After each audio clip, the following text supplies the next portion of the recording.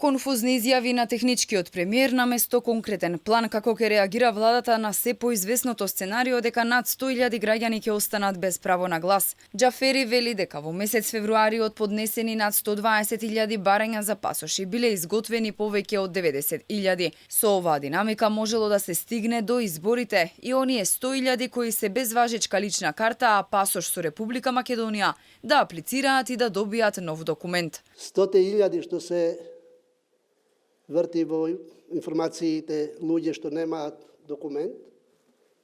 По ова динамика, во текот на март месец можат сите да се опремат со соодветни документи. Но, иницијалното е од граѓанинот да иницира барање. Барање мора да иницираме. Но не прецизираше дали овие 95.167 граѓани закажале термин во февруари или аплицирале и се фотографирале за документи во изминатите неколку месеци.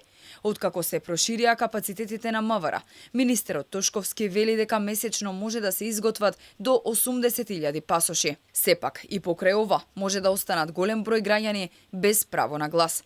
Затоа повика пратениците итно да седнат и да го изменат изборниот законник, што ќе го отвори патот за гласање со документи со Република Македонија.